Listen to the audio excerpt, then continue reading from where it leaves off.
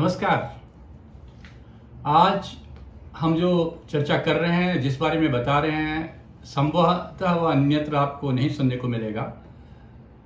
कहीं कहीं तो मैंने देखा कि इसके बारे में चर्चा हुई है, लेकिन वो अशुद्ध है। मैं बात कर रहा हूं कल की तिथि अमावस्या की। इसमें क्या अशुद्धि हो सकती है? कल की तिथि अमावस्या की श्रावण की कृष्ण अमावस्या है, जिसको मनवादी तिथि कहते हैं। मनवंतर की तिथि। आप कहेंगे ये मनवंतर क्या है? सृष्टि के आरंभ से ही ब्रह्मा का एक वर्ष 4.32 बिलियन ईयर्स का माना जाता है, जिसके अंदर 14 यानी कि 14 मनवंतर होते हैं, या ये इतने मनु माने गए हैं। हमारा 7वां मनवंतर चल रहा है, जिसको वैवस्वत नाम का मनवंतर कहते हैं। और एक मनवंतर की जो उम्र होती है वह 30 करोड़ 67 लाख और 20,000 वर्ष बताई गई है। सृष्टि के आरंभ से देखिए हमारी ऋषियों ने कैसी गणना की थी। और उस समय जब एक मनवंतर समाप्त हुआ था, रुद्र सावर्णी मनवंतर समाप्त हुआ था और देव सावर्णी मनवंतर प्रारंभ हुआ था कल आने वाली अमावस्या के दिन, यानी कि श्रावण कृष्ण अमावस्या को। इसलिए इसको मनवादी तिथि या मनवंतर के प्रारंभ होने की तिथि कहते हैं। इसका विशेष महत्व है। इस दिन पितरों के लिए क्या कर्म, सूर्य को दिए गए अर्घ्य, ध्यान का विशेष महत्व है। इस दिन कोई शुभ कार्य नहीं किया जाता। कितना ही जरूरी कार्य भी है मनवादी तिथि में या युगादि तिथि में, जिनमें युग का प्रारंभ हो रहा हो। युग जैसे कलयुग है, कलयुग की उम्र मानी गई है 4,32,000 वर्ष, जिसमें से 5,125 वर्ष बीत चुके हैं। तो जिस दिन युग का प्रारंभ होता है, कलयुग, सतयुग, त्रेता, द्वापर, उस तिथि का प्रारंभ को युगादि तिथि कहते हैं, और मनवंतर की प्रारंभ की तिथि को मनवादी तिथि कहते हैं, जो कि कल है। पहली बात तो आपको ये बतानी है। दूसरी ये बात बतानी है कि चंद्रमा सूर्य के साथ कर्क राशि में प्रवेश कर चुके हैं। चंद्रमा प्रतीक है मन का, सूर्य प्रतीक है शरीर का। चंद्रमा प्रतीक है माता का, सूर्य प्रतीक है पिता का। चंद्रमा प्रतीक है आपके भावनाओं का, जल का, और सूर्य प्रतीक है आपके उग्रता का, अग्नि का प्रतीक है। तो इसका ये दोनों साथ साथ है। अर्थात लोगों में, और विशेषकर इसका प्रभाव किस में पड़ेगा?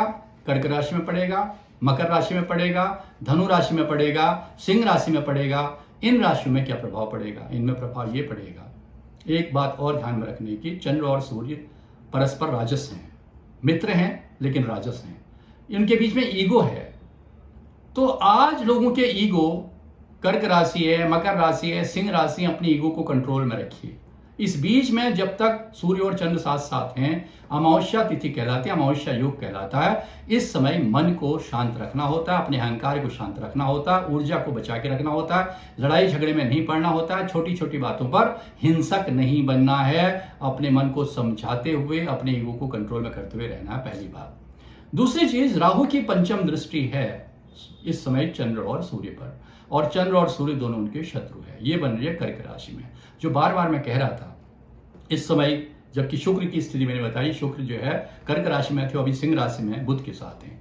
अभी जो स्थिति हो रही है, मैंने इसकी भविष्यवाणी, ये बातें पहले कह दी थी कि विद्युत से और जल प्लावन से, भूस्खलन से कितनी हानि हो सकती है, और आगे भी कितनी हानि होगी, क्योंकि इसका इस समय का जो संयोग है उसमें मुख्य रूप से जो मंगल और शेष हैं, उसमें शुरू में ही कहा दिया था, मैंने 9 अप्रैल के दिन ही बता दिया था। रोग वृद्धि प्रजायेत कालयुक्त विशेषता, कालयुक्त संवत्सर में रोग बहुत ज्यादा बढ़ेंगे और युद्ध बढ़ेंगे।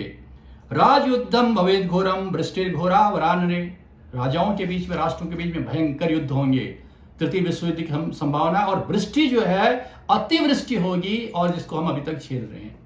तो उसमें सावधानी के लिए बताया था, अनावश्यक भ्रमण करने से बचने के लिए बताया था, और साथ में यह भी बताया था कहीं भी शंका है चलने में और आपके ड्राइव करने में, आपके किसी भी समय यात्रा में, घर में रहने में शंका हो रही है कि यहां पर से नुकसान हो सकता है, यहां पर से छत टूट सकती है, जमीन में गड्ढा हो सकता है, सावधान रहें, क्योंकि ये जानलेवा साबित हो सकता है।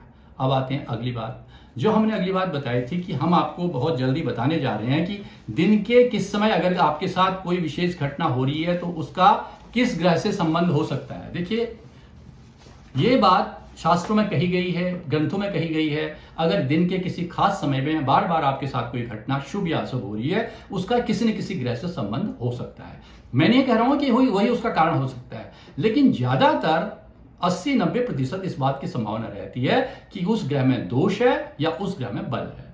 जैसे रविवार को अगर सुबह 8 बजे से 10 बजे के बीच में कोई घटना बार बार आपके सामने शुभ या अशुभ हो रही है, अशुभ घटनाओं में ज्वर आ रही है, सिर दर्द हो रहा है, गुस्सा आ रहा है, एकदम से शरीर का दायां हिस्सा दर्द कर रहा है और बाईं आंख में दर्द हो रहा है, हड्डियों में दर्द हो रहा है, बार बार हो रहा है, तो ये मानना चाहिए ये सूर्य का प्रभाव हो सकता है। इसके लिए कहा गया है कि टोपी का दान करें या सेहरे का दान करें। सेहरा जो है किसी को पगड़ी जैसे दान करते हैं, पगड़ी का दान करें, गाय को भोजन दें, इसका उपाय बताया गया है।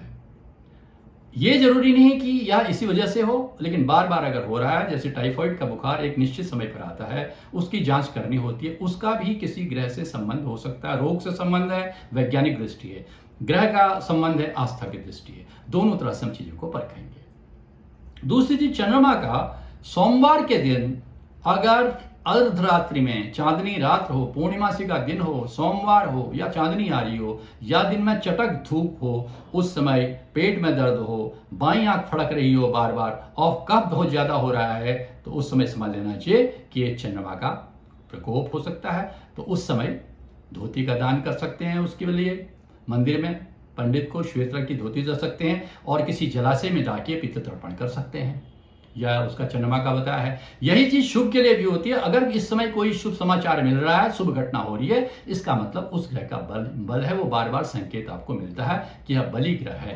केवल अकेले ग्रह का प्रभाव केवल बलि ग्रह में नहीं होता, अशुभ ग्रह में ज्यादा होता है, इसलिए उसका ध्यान देना पड़ता है, उसका जप दान व्रत आदि करना होता है। इसके निमित्त हम आपको एक संकेत दे रहे हैं। पुनः कह रहे हैं कि जरूर नहीं यही कारण है, लेकिन अधिकांश रूप से यह पाया जाता है। इसका क्या बताया गया है कि घोड़े को घास दें, अगर किसी का घोड़ा है, खच्चर है, उनके लिए घास भेजें, या चावल का दान करें, चावल का कपूर का दान करें, दूध का दान करें। कब? सोमवार और पूर्णमासी को। तीसरा, मंगलवार को 12 से 12:30 बजे दिन के बीच में अगर रक्त विकार हो रहे हैं, लीवर में तकलीफ पाई गई है, नीचे का होंठ फड़फड़ा रहा हो, पेट दर्द बार बार होता है, तो समझ लीजिए मंगल का प्रकोप हो सकता है।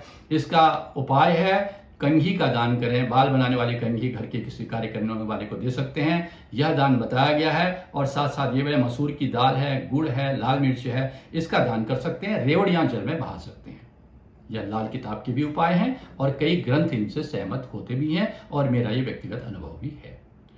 साथ ही साथ जो मैंने बताया था, बुधवार के दिन 4 बजे से 6 बजे के बीच में अगर दांत में दर्द हो रहा है, नाड़ियां चटक रही हैं, नसें चटक रही हैं, नाक में दर्द हो रहा है, नाक का अगर जैसे साइनसाइटिस है वो बहुत ज्यादा परेशान कर रहा है सायंकाल 4 से 6 के बीच में, जबकि साइनसाइटिस आमतौर पर सुबह परेशान करता है, तो समझ जाइए कि बुध का प्रकोप हो सकता है। बेल्ट का दान करिए, कमरबंद का दान करिए, चमड़े की बेल्ट का दान बताया गया है इसके बीच में। और बकरी को चारा, बकरी या बकरे को चारा देना है, भेड़ को चारा देना है, केले के पेड़ का पूजन करना है, साबुत मूंग का दान करना है, छिलके वाली मूंग को जल में बहाना है।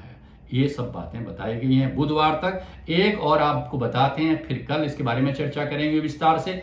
बृहस्पतिवार का है, बृहस्पतिवार का नहीं, रविवार के दिन बृहस्पति का प्रभाव देखा गया है। रविवार के दिन सूर्योदय से 8 बजे तक अगर सांस लेने में दिक्कत हो रही है, नाक में दर्द हो रहा है, माथा दर्द कर रहा है, या कान में दर्द हो रहा है, गर्दन में दर्द हो रहा है, कोई भी स्वास्थ्य संबंधी चीज हो रही है, बहुत ज्यादा कफ बन रहा है जिससे बहुत आप अव्यवस्थित और अपने आप को अस्वस्थ महसूस कर रहे हैं, तो समझ लीजिए कि बृहस्पति का ऋणात्मक प्रभाव, नकारात्मक प्रभाव हो सकता है। इसके लिए टोपी किसी को दान करिए, मंदिर में पंडित जी को दे सकते हैं, टोपी दे सकते हैं, पगड़ी दे सकते हैं, मित्र को दे सकते हैं, पंडित को दे सकते हैं। चींटियों की सेवा करिए और चने की दाल दान करिए, हल्दी दान करिए, केसर दान करिए।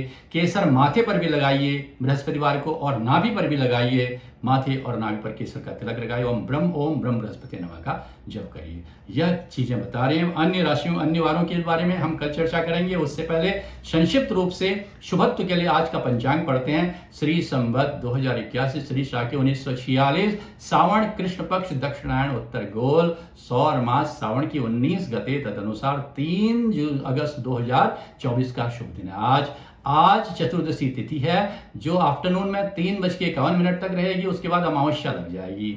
आज पुनर्वसु नक्षत्र है जो दिन में 11:59 तक है, उसके बाद पुष्य या तिक्ष नक्षत्र लग जाएगा। पुष्य और तिक्ष एक ही नक्षत्र का नाम है।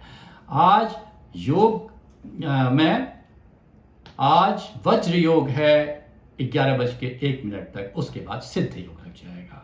करण में आज शकुनी करण है जो अपराह्न में 3:51 तक है। उसके बाद चतुष्पद करण लग जाएंगे। चतुष्पद करण रहेंगे अर्धरात्रि में 4:12 तक। उसके बाद नाग करण लग जाएंगे। यह आज का पंचांग है। चंद्रमा कर्क राशि में आ चुके हैं, जिसके बारे में हमने चर्चा की है। किन राशियों के लिए शुभ है? कर्क राशि को सावधान रहना है, सिंह राशि को सावधान रहना है, धनु राशि को सावधान रहना है और मकर राशि को सावधान रहना है। इन 4 राशियों को सावधान रहना है। शुक्र का शुभत्व को लेकर आगे बढ़े। बुध और शुक्र साथ में रहने से बहुत सारी चीजें मिलती हैं, बहुत कार्य बनते हैं, लेकिन खतरा प्राण को और संबंधों को बना रहता है। ये स्थिति 16 तक और उसके बाद भी कुछ अन्य समय तक अन्य रूप में रहेगी। इसका केवल एक ही उपाय है, शिव आराधना, शिव उपासना, मन में संयम और कर्म में लगे रहना, किसी भ्रम में न पड़ना, सतर्कता से चलना और अपने मन में किसी तरह की नकारात्मकता से अपने मन को दूर रखना। नमस्कार, आपका दिन शुभ हो।